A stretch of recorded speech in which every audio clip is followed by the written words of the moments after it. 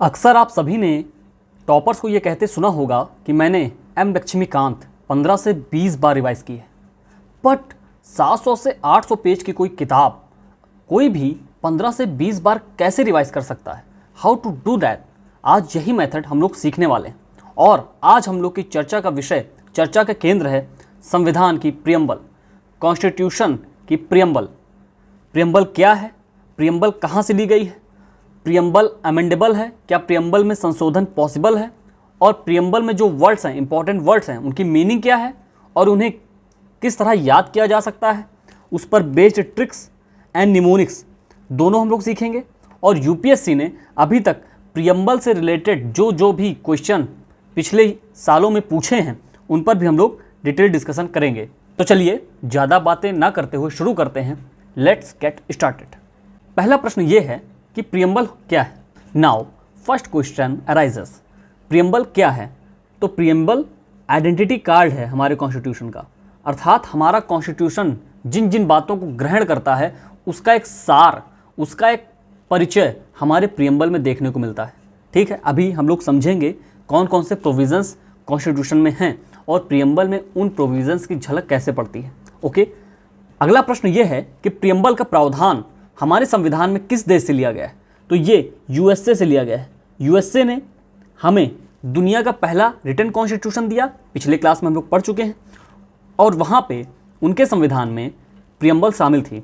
तो हम लोगों ने प्रियम्बल का जो प्रावधान अपने संविधान में किया वो यूएसए से किया। ओके, नाउ अब हम लोग प्रियम्बल को एक बार पढ़ते हैं और समझते हैं उनमें जो जो बातें की गई हैं और उन वर्ड्स का मतलब क्या क्या है। हम भारत के लोग भारत को एक संपूर्ण प्रभुत्व संपन्न, समाजवादी, पंथनिरपेक्ष, लोकतंत्रात्मक गणराज्य बनाने के लिए तथा उसके समस्त नागरिकों को सामाजिक, आर्थिक और राजनैतिक न्याय, विचार, अभिव्यक्ति, विश्वास, धर्म और उपासना की स्वतंत्रता, प्रतिष्ठा और अवसर की समता प्राप्त कराने के लिए तथा उन सब में व्यक्ति की गरिमा और राष्ट्र की एकता और अखंडता सुनिश्चित करने वाली बंधुता बढ़ाने के लिए दृढ़ संकल्प होकर अपनी संविधान सभा में आज तारीख 26 नवंबर 1949 ईस्वी मिति मार्गशीर्ष शुक्ला सप्तमी संवत 2006 विक्रमी को एतत् द्वारा इस संविधान को अंगीकृत, अधिनियमित और आत्मर्पित करते हैं। ओके, तो ये हमारी भारत के संविधान की उद्देशिका, प्रियम्बल ऑफ आवर कॉन्स्टिट्यूशन। पढ़ के ही कितना आनंद आ रहा होगा कि कितनी बड़ी बड़ी बातें हमारे संविधान में की गई हैं, लेकिन बहुत लोगों को इन शब्दों का अर्थ मालूम नहीं है। तो आइए डिटेल में डिस्कशन करते हैं कि आखिर प्रियम्बल में ये सोशलिस्ट क्या है, सोवरेन क्या है, सेकुलर क्या है, डेमोक्रेटिक क्या है, रिपब्लिक क्या है। ओके, तो पहला वर्ड था सोवरेन। आखिरकार सोवरेन का मतलब क्या होता है? सोवरेन का मतलब क्या होता है? हम लोग सोवरेंटी से क्या समझते हैं, संप्रभुता से क्या समझते हैं? तो संप्रभुता का सीधा सा आशय यह है कि हमारे आंतरिक, इंटरनल मैटर और एक्सटर्नल मैटर, दोनों मामलों में किसी की भी नहीं चलेगी सिवाय भारत के। अर्थात भारत अपने आंतरिक मामलों और बाह्य मामलों में निर्णय लेने के लिए बाध्यकारी नहीं है किसी भी शक्ति द्वारा। भारत अपने दम पे अपना निर्णय स्वयं ले सकता है, भले वो चाहे किसी भी ऑर्गेनाइजेशन का सदस्य क्यों ना हो, चाहे वो ब्रिक्स हो, चाहे यूएन हो, चाहे डब्ल्यूटीओ हो। लेकिन ये तीनों या अदर जो भी ऑर्गेनाइजेशंस हैं वो भारत पे अपनी बातें थोप नहीं सकती हैं। क्यों? क्योंकि भारत एक सोवरेन कंट्री है। भारत एक सोवरेन कंट्री है। तो सोवरेन का मतलब हम लोगों ने समझ लिया कि सोवरेन होता क्या है। नाउ दूसरा शब्द है सोशलिस्ट। अब सोशलिस्ट शब्द का क्या मतलब होता है? कंट्री में जो भी रिसोर्सेस हैं उस पर उस देश की गवर्नमेंट का आधिपत्य होगा, अधिकार होगा। ठीक है, अब सोशलिस्ट या सोशलिज्म दो तरीके का होता है। एक होता है लिबरल सोशलिज्म और एक होता है एक्सट्रीम। ठीक है, अब लिबरल में क्या होता है, इसको हम लोग डेमोक्रेटिक सोशलिज्म भी बोलते हैं और इसको हम लोग कम्युनिस्टिक सोशलिज्म भी बोलते हैं, कम्युनिस्टिक सोशलिज्म। ठीक, ये आपको इंडिया में देखने को मिलता है और कम्युनिस्टिक सोशलिज्म आपको रसिया में देखने को मिलता है। क्या हुआ था, 1917 में रसियन क्रांति होती है, रसियन रिवॉल्यूशन होता है। उसके बाद स्टालिन वहाँ का एक तरीके से किंग बनता है, राजा बनता है, हेड ऑफ द स्टेट बनता है। उसने क्या किया, उसने रसिया में इस तरह का सोशलिज्म, कम्युनिस्टिक सोशलिज्म लाया। इसमें क्या हुआ कि रसिया में जो जो भी रिसोर्सेस हैं उस पर कंप्लीट कंट्रोल गवर्नमेंट का हो गया। ठीक, यहाँ पे प्राइवेट प्लेयर्स एक्सक्लूड हो गए, प्राइवेट प्लेयर्स का कोई रोल ही नहीं रहा। लेकिन डेमोक्रेटिक सोशलिज्म 1947 में हमारा भारत आज़ाद हुआ तो ऐसा नहीं था कि सब कुछ रिसोर्सेस पर सरकार का आधिपत्य होगा, नहीं। हमारी जो अर्थव्यवस्था है वो मिक्स्ड इकोनॉमी है। और मिक्स्ड इकोनॉमी में क्या होता है कि यहाँ पर कैपिटलिस्ट प्लस सोशलिस्ट दोनों रहते हैं, ठीक है। यहाँ पे सिर्फ सोशलिज्म होगा, यहाँ पे कैपिटलिज्म की कोई भूमिका नहीं होती है एक्सट्रीम सोशलिज्म में। लेकिन यहाँ पे कैपिटलिज्म और सोशलिज्म, पूंजीवादी और समाजवादी अर्थव्यवस्था दोनों का अस्तित्व होता है, ठीक है। बाजार डिसाइड करेगा क्या उत्पादन करना है, यहाँ पे सरकार डिसाइड नहीं करेगी। लेकिन बाजार में जब कुछ भूचाल आ जाएगा तो सरकार इंटरफेयर करेगी। यहाँ पे सरकार इंटरफेयर कर रही है, बता रही है कि तुम्हें क्या उत्पादन करना है, लेकिन यहाँ पे सरकार ये नहीं बताएगी तुम्हें क्या बनाना है, तुम्हारा जो मन है वो बनाओ। लेकिन बाजार में जब कुछ भूचाल आ जाएगा, किसी चीज़ की कमी पड़ जाएगी, तो सरकार वहाँ इंटरफेयर करके उस चीज़ को पूरा करेगी। अंडरस्टूड। तो हमारे भारत में किस तरह का सोशलिज्म देखने को मिलता है? Democratic socialism. अब कम्युनिस्टिक सोशलिज्म में क्या हो जाता है कि देखो भाई, सब लोग सरकार की नज़रों में बराबर हैं और सबको बराबर बराबर चीज़ें दे दी जाएं, बराबर बराबर पैसा दे दिया जाए। तो इसमें क्या हो रहा है? मेरिटोक्रेसी का हनन हो रहा है। अब जो कोई भी मेरिट्स होंगी वो खत्म हो जाएंगी, क्योंकि उसको ये पता है कि यार सरकार सबको बराबर ही देगी। अगर मैं ज़्यादा मेहनत करूंगा मुझे भी उतना मिलेगा, कम मेहनत करूंगा उतना ही मिलेगा। तो यहाँ जो इंसेंटिव होता है वो खत्म हो जाता है। और जब इंसेंटिव होता है वो खत्म हो जाएगा तो किसी भी देश की अर्थव्यवस्था में जो प्राइवेट सेक्टर की भूमिका होगी, जो एंटरप्रेन्योर्स की भूमिका होगी, वो खत्म हो जाएगी। और उस देश की अर्थव्यवस्था जो तरक्की की राह पर चलनी चाहिए वो तरक्की की राह पर ना चलते हुए अवनति की ओर चली जाएगी, मतलब वो डिग्रेड होती चली जाएगी उस देश की इकोनॉमी। अंडरस्टूड। लेकिन हमारे यहाँ क्या है कि देखो भाई, आप अपने मन से कमाओ खाओ, लेकिन हमारे यहाँ क्या है कि कंसंट्रेशन ऑफ वेल्थ नहीं होगा, ठीक है। मतलब कुछ चंद लोगों के पास इस देश का बहुत सारा रुपया ना जमा हो जाए, और सरकार पॉजिटिव एफर्ट करेगी, जो दबे कुचले लोग हैं, जो पिछड़े वर्ग हैं, उनको मुख्य धारा में, विकास की मुख्य धारा में शामिल करने के लिए पॉजिटिव एफर्ट करेगी। इन लोगों पर टैक्स लगाएगी जो गरीब लोग हैं, और उस टैक्स के पैसे से अच्छी अच्छी योजनाएं चलाएगी जिससे गरीबों का कल्याण हो सके। तो ये होता है डेमोक्रेटिक सोशलिज्म। हमारे यहाँ डेमोक्रेसी भी है, ठीक है, डेमोक्रेसी भी है। यहाँ क्या है? यहाँ डेमोक्रेसी नहीं है, यहाँ सरकार की मर्जी है। यहाँ सरकार की मर्जी नहीं है, मतलब आप अपने हिसाब से कुछ भी उत्पादन कर सकते हैं, लेकिन यहाँ सरकार बताएगी। तो यहाँ डेमोक्रेसी नहीं है, लेकिन यहाँ पे डेमोक्रेसी है। तो ये होता है सोशलिज्म के दो रूप, एक डेमोक्रेटिक सोशलिज्म और एक कम्युनिस्टिक सोशलिज्म। हमारे भारत में, इंडिया में कौन सा है? Democratic socialism. अंडरस्टूड, क्लियर हो गया होगा कि सोशलिस्ट शब्द का मतलब क्या होता है। अब सेकुलर शब्द का क्या मतलब है? देखिए, सेकुलर शब्द का ये मतलब है कि स्टेट का कोई ऑफिशियल रिलीजन नहीं होता है। अब जैसे पाकिस्तान है, पाकिस्तान का ऑफिशियल रिलीजन है इस्लाम, ओके। बांग्लादेश है, तो बांग्लादेश भी एक सेकुलर कंट्री नहीं है, क्योंकि वहाँ का भी रिलीजन इस्लाम है। लेकिन इंडिया का कोई ऑफिशियल रिलीजन नहीं है। तो हमारे यहाँ क्या है? सभी धर्मों का बराबर सम्मान है, सर्वधर्म समभाव की बात करता है हमारा भारत, ठीक है। इसलिए भारत सेकुलर है। और भारत का एक मॉडल है पॉजिटिव सेकुलरिज्म, ठीक है। और वेस्ट में यही निगेटिव वाली बात होती है, निगेटिव सेकुलरिज्म की बात होती है। निगेटिव सेकुलरिज्म में ये होता है कि यहाँ पे कंप्लीट सेपरेशन हो जाएगा रिलीजन और पॉलिटी का, लेकिन यहाँ रिलीजन और पॉलिटी साथ साथ चलेंगे, ठीक है। यहाँ रिलीजन पॉलिटी के कामों में हस्तक्षेप नहीं करेगा और राज्य भी किसी के धर्म में हस्तक्षेप नहीं करेगा। लेकिन यहाँ जब देखा जाएगा कि धर्म के कारण या धर्म विशेष की किसी प्रथा के कारण महिलाओं का शोषण हो रहा है या किसी मानव का शोषण हो रहा है, तो वहाँ पे स्टेट, वहाँ पे हमारी कंट्री पॉजिटिव इंटरवेंशन करेगी, पॉजिटिव हस्तक्षेप करेगी और उस शोषण को खत्म करेगी। जैसे एग्जाम्पल लीजिए ट्रिपल तलाक का मुद्दा क्या था कि उसमें महिलाओं का शोषण होता था, तो हमारी कंट्री ने, मतलब हमारी सरकार ने पॉजिटिव इंटरवेंशन करके उस कानून को खत्म किया और महिलाओं की स्थिति को सुधारने का प्रयास किया। तो यहाँ देख रहे हैं आप कि पॉलिटी और रिलीजन में स्ट्रिक्ट सेपरेशन नहीं है हमारे भारत में, लेकिन वहीं वेस्ट में आपका अपना धर्म है, वो आप पब्लिकली वहाँ पे आप एक्सपोज नहीं कर सकते हैं, आप अपना धर्म है उसको आप अपना मानिए। लेकिन निगेटिव सेकुलरिज्म में ऐसा नहीं है, यहाँ पे स्ट्रिक्ट सेपरेशन की बात की जाती है। अंडरस्टूड। तो हम लोगों ने सेकुलर शब्द का भी मतलब समझ लिया कि सेकुलर का मतलब क्या होता है। और चौथा अंतिम शब्द है डेमोक्रेटिक रिपब्लिक। डेमोक्रेटिक रिपब्लिक मतलब हमारे भारत में डेमोक्रेसी भी है, हमारे भारत में डेमोक्रेसी है और हमारा भारत रिपब्लिक है, इसलिए इसे डेमोक्रेटिक रिपब्लिक कहा जाता है। अब रिपब्लिक का मतलब पहले समझ लीजिए क्या होता है।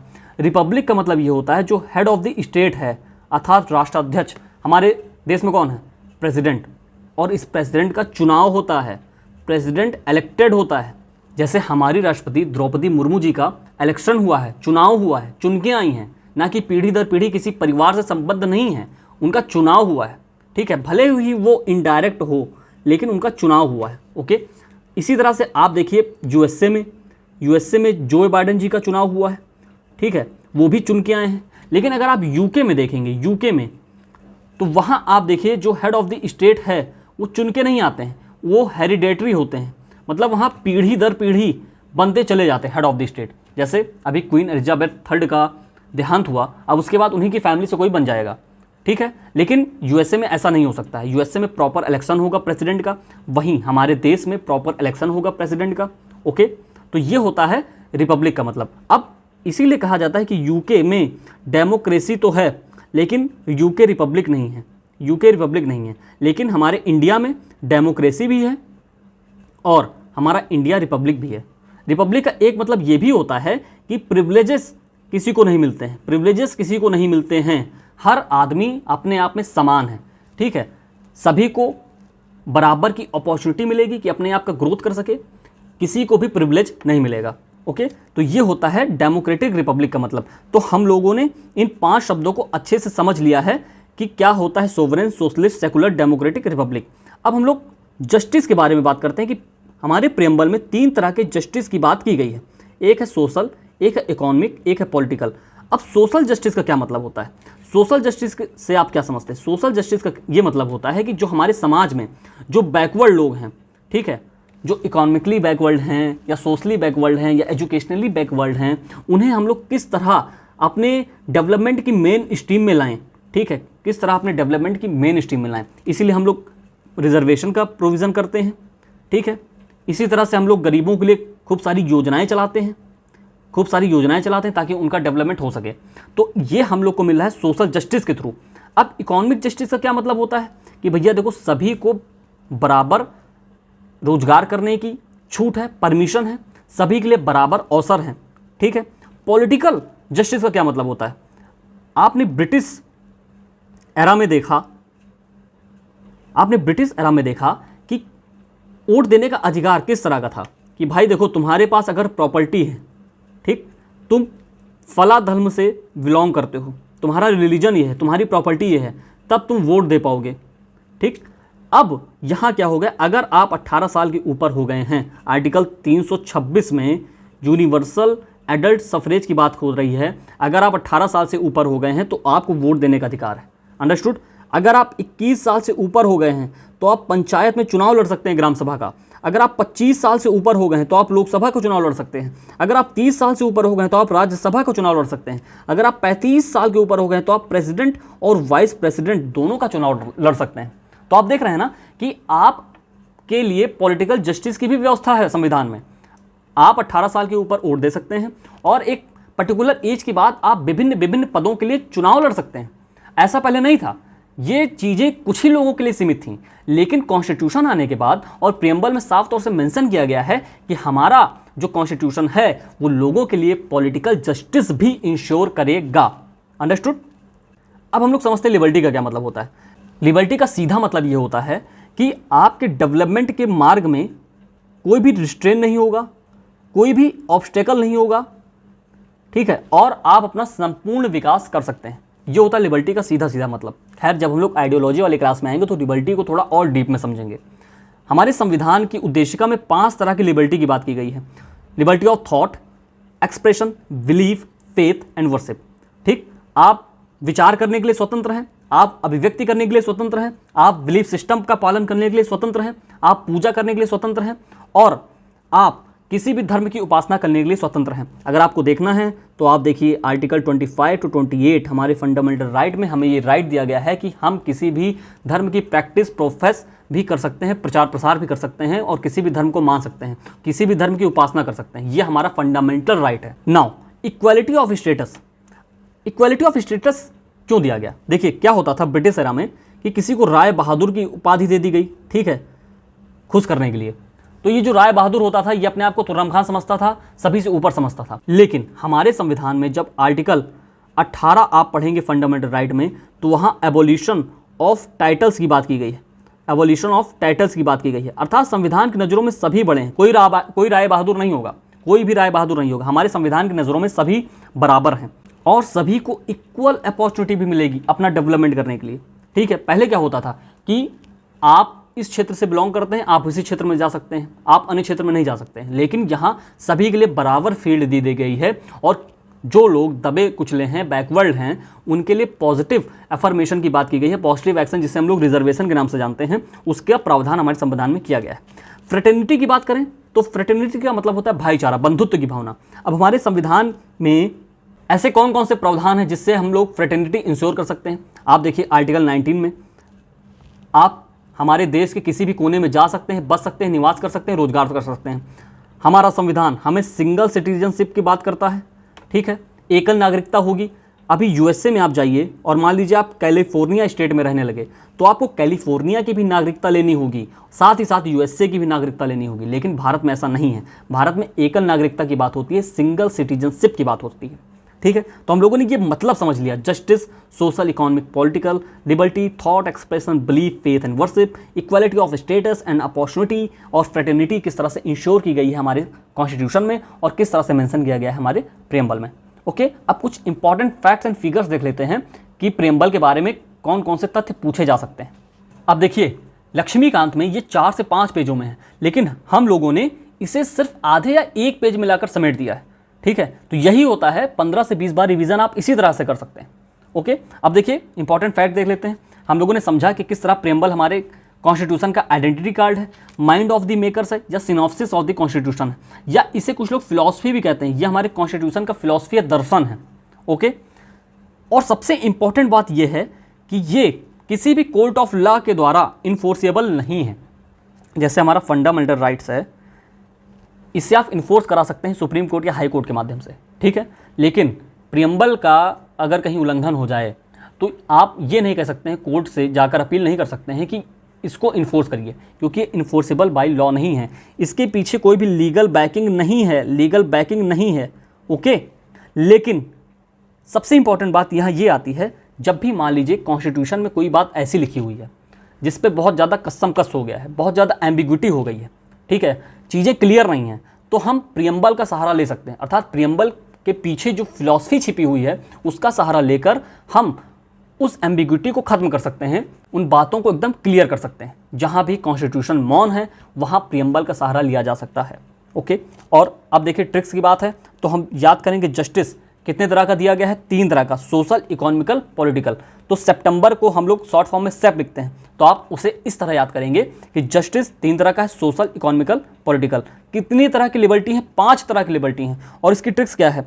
तेरी बेवफाई, टी से थॉट, ई से एक्सप्रेशन, बी से बिलीफ, एफ से फेथ, डब्ल्यू से worship.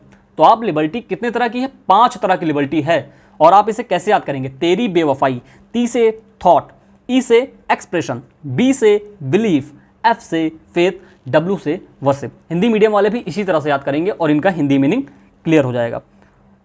And one of the most important point कि प्रियम्बल हमारे कॉन्स्टिट्यूशन का इंटरनल पार्ट है, और ये कहा सुप्रीम कोर्ट ने LIC केस 1995 में। ठीक है, आइए उन केसों को देख लेते हैं जो हमारे प्रियम्बल से रिलेटेड है। अब 1960 में सुप्रीम कोर्ट के सामने यह प्रश्न किया गया कि क्या प्रियम्बल हमारे कॉन्स्टिट्यूशन का पार्ट है या नहीं।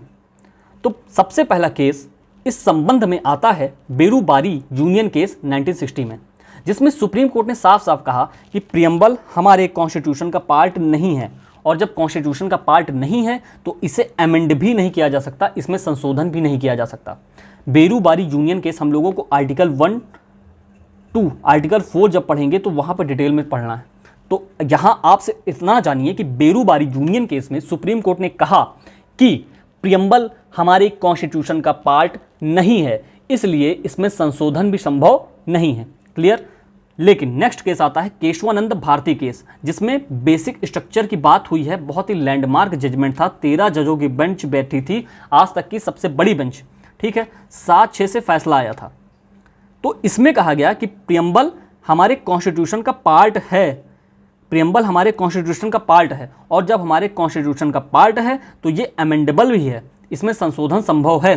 तो इसीलिए 42nd कॉन्स्टिट्यूशनल अमेंडमेंट एक्ट के थ्रू उस समय की गवर्नमेंट ने 3 शब्द इंट्रोड्यूस किए प्रियम्बल में। पहला सोशलिस्ट, दूसरा सेकुलर, तीसरा इंटीग्रिटी।